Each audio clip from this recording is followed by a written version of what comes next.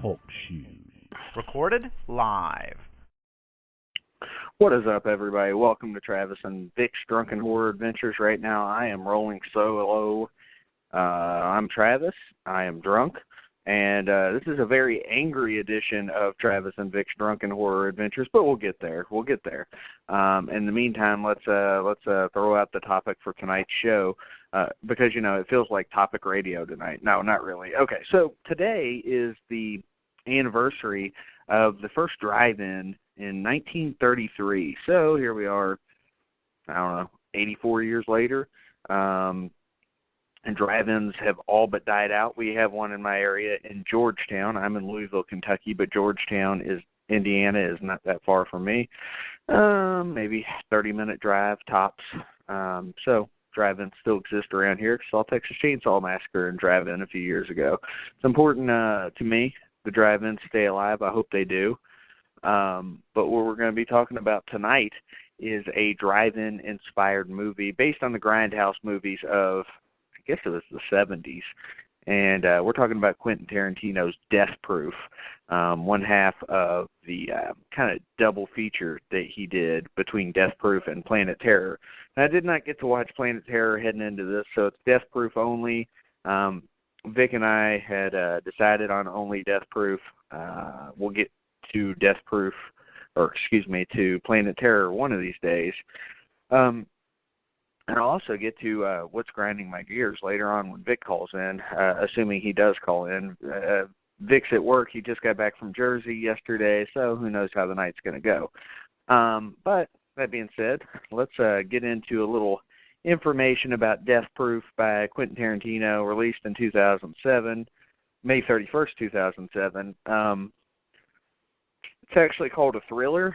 I could agree with that. It's not necessarily horror, not necessarily a thriller, somewhere in between maybe, but definitely fun, and that's what matters. So it gets a 7.1 on IMDb. That's pretty high for a movie like this, especially the way, if you look at some of the ratings on IMDb, they're shit. I can't believe that this movie gets as high as it does. So I guess we'll see how it pans out in comparison to the 7.1 on IMDb. That's a high motherfucker. Not saying I agree or disagree with it just yet. So we'll get into that portion of it in here in a little bit. So again, May 31st, 2007 is when it came out. So this is a 10-year-old movie. Pretty interesting. 10 years old and 6 days or 7 days, something like that. So, movie was not rated. Although if it was, I got to assume it would have been rated R. And as far as Kurt Russell, Rose McGowan, Rosario Dawson, Zoe Bell playing herself. She is known as a stunt woman. We'll get into that later. Vanessa Ferlito, Sidney Tamia Poitier. I gotta assume that's Sidney Poitier's daughter. Tracy Thomas, Jordan Ladd, Mary Elizabeth Winston. Oh God, so hot. And Quentin Tarantino gets a cameo. So does Eli Roth. And there's some other bums in this as well. But we'll get to whoever as we may go. All right. So this movie starts off in Austin, Texas, and you get the opening titles coming up. You kind of get a drive-in movie little cartoon presentation at the start, and then the movie kind of opens up with the opening titles. And we get Shanna, who is played by Jordan Ladd from Cabin Fever is what I know her from. I think she was hotter in Cabin Fever. And Arlene, who is Vanessa Ferlito, who are driving around in their car. And Shanna and Arlene pick up their DJ friend, Jungle Julia, played by Sidney Poitier, and they drive around like talking about fucking drugs and dudes and dick. That's basically what's going on here. And, they cheer every time they see a billboard with Jungle Julia on it. So Julia on it. So you can tell that she's kind of like a local celebrity. So Jungle Julia, she's well known in the area of Austin. This movie, it starts off, it seems like it's some sort of a throwback to the 80s or even 70s, but I don't think that's the case because, we get cell phones and stuff, so I think it's only slightly, maybe like late 90s, early 2000s, because of the style of cell phone that it is that Jungle Julia has later. So anyway, they go to a local bar named Guero's, and as they enter, Arlene sees a black car stopped in the middle of the street, and the driver watches the girls and then speeds off down the road. And inside, the girls are approached by Jungle Julia's friend, and they all kind of make it apparent that Julia has issued a challenge to her listeners about Arlene on the radio earlier. This is the part where they're calling her Butterfly. So anyway, she said that she was going to go out with her friends that night, and if anyone sees Arlene, then they should approach her and give her a drink. And when they do, they have to look her in the eyes and recite a little poem.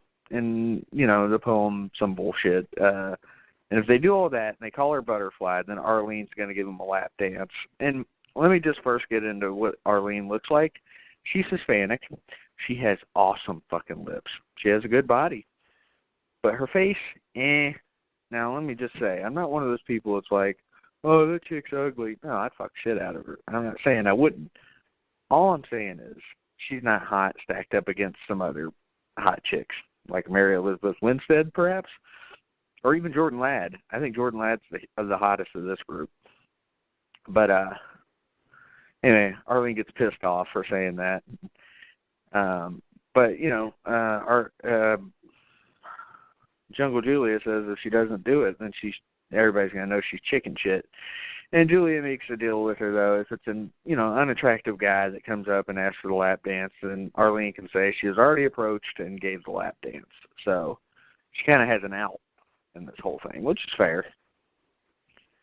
Kind of fucked up that she did that to her, but, oh well, fuck her. So the girls, they drink, and then they go to another bar, and it's called the Texas Chili Parlor, which is run by Warren, played by Quentin Tarantino, getting a little cameo action in this, where they continue to drink up a storm. And we've got Dove, who's played by Eli Roth, who's a little butt buddy, Fruit Cup with Quentin Tarantino, and his friend. They kind of join the girls and they drink with them. And Julia, she's kind of by herself. She's text messaging a guy on an old fucking phone. I used to have this type of phone. I mean, not even that long ago, to be honest with you, 6 or 7 years ago, like a prepaid fucking, I don't know what, but it was fucking indestructible. Anyway, she's text messaging a guy and telling him that she's waiting for him. She rejoins her friends just as Warren's buying them all shots of chartreuse. Never had chartreuse, have no idea what it's like, but fuck it, I'd try it. Arlene's had enough, and she kind of goes outside to smoke a cigarette. Warren notices that a light in the parking lot's off, and he tells the bartender to turn it on, which is kind of a cool scene, really, when you pay attention to it, because you turn it on, and then you see this black car, the one from earlier. Arlene sees it, too, so you kind of put yourself in her situation where she was kind of creeped out by the car earlier, and, these lights come on, and boom, there it is again. And the car is owned by Stuntman Mike, who is played by Kurt Russell, the fucking man. How many Kurt Russell movies have we done? I think one. We did The Thing back in like 2014. It's been a while since we did The Thing. And he's sitting there in the bar, and he's sloppily eating nachos. But you know what, man? When I'm good and fucking drunk, I'm sloppily eating nachos too. But it's good stuff. But you'll find out he's not drunk later. So Dove, and that's Eli Roth, and his friend, they want to have sex with the girls, which, what a fucking surprise. But they're going to a vacation house for strictly a girls-only weekend. Why do girls do this? It doesn't make any sense to me. I guess because we're always trying to stick our cocks in them. That's just my assumption. I don't know, and every once in a while, I guess they don't want their holes filled, or at least attempting to be filled. So Dove, what a fucking name this is for Eli Roth. He plans to get the girls extra drunk, so they'll let them come over, too. And, of course, Dove's over there making fun of Stuntman Mike because he's got, like, 1980s clothes and a 1980s hairstyle, and it's like, yeah, you're a dick. But at the same time, you kind of get the impression that Stuntman Mike is probably not such a nice guy, so you kind of worry about the safety of these dudes for fucking with them. Even though they don't say it directly to them, you just assume something might happen to them. See if that pans out later. Well, also at the bar is Pam, played by Rose McGowan, who's got some fucking, this is just before she got way too much collagen in her fucking lips. Still looks pretty good here. Blonde hair. She's an old schoolmate of Julia, and she has a little rivalry with her. And Pam asks Warren if he knows anybody dependable who can, give her a lift home. And then you just see a set of keys slide across the bar. And I love this because Stuntman Mike's like, my lady, your chariot awaits. Stuntman Mike's kind of a smooth motherfucker. And, of course, all this leading up to this point, there's nothing going on. It's a Tarantino movie. It is all dialogue-driven. Every bit of this sucks you in with dialogue. It's not about, crazy things happening or anything. It does build up to that eventually. But for now, we're just getting dialogue. And, that's what we have here. So, he offers to drive her home. But, she'll have to wait until he's ready to leave, though. And Pam asks if he'll be sober enough to drive later on. But Stuntman Mike, and this is kind of a cool monologue, where Stuntman Mike talks about, he doesn't drink alcohol, which prompts her to kind of ask why. And then, why he's been hanging around the bar, for hours, fucking not drinking. And Stuntman Mike, he talks about the bar offers more than alcohol, including women and grande nachos, which, again, fucking man, I like going to El Nopal and drinking nachos, or eating nachos and fucking drinking. And, there's some Hispanic honeys there, too. So, can't blame Stuntman Mike for his feelings on this. And he's drinking a virgin pina colada. That's his coup de grace, as it were, for the fucking night of drinking that is not. So, next we get Lana Frank, played by Monica Stagg. She shows up, hangs out with Julia, and at one point they go outside and smoke some pot when Stuntman Mike kind of introduces himself to Julia. He pretends not to know who she is, even though, there's a big billboard over right next to him. And, she offers him some pot, but he says no. And it looks like he's about to sneeze for the longest time, but he doesn't. It's a weird fucking scene. It's like he's trying to weird them out. He excuses himself and he goes back in, making the girls think he's a loser. Well, inside, you got Pam, who's been talking to Warren, and neither knows which film Stuntman Mike has actually been in. And here's the deal. By the end of this movie, we still don't know if this is true or not. Do we know if he's lying or not? Absolutely not. But he talks about a shitload of TV shows and actors from the 70s and 80s that he used to double before he got the scar on his face. We never find out where the scar came from either. Typical Tarantino. We don't have to get a backstory. We can imagine it ourselves. I got to assume it's been some sort of, I don't know, night like this night that caused it. But Pam nor none of the other chicks are familiar. I don't mean the chicks I've been talking about. Some other chicks are familiar with the actors or the shows he is talking about because he's clearly older than them. Well, later on, Julia asks Arlene if she wants the boys to come with them back to the house because, I don't know, Arlene and Julia are both emo because Julia's dude's not there and Arlene hadn't gotten hit on once.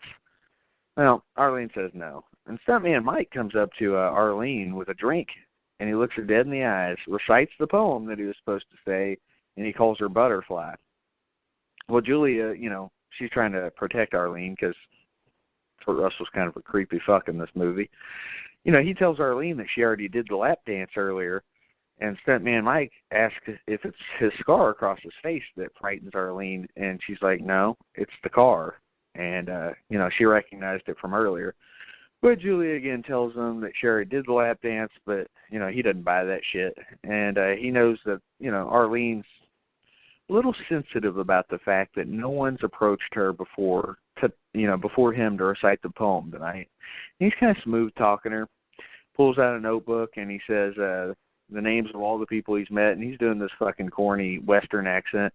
He says he's going to have to put Arlene's name under chicken shit, which I think for Arlene, chicken shit is like calling Michael J. Fox or Alex, what the fuck's his name? Doc and, goddamn, Back to the Future. Why am I struggling? Marty McFly. It's like calling him chicken.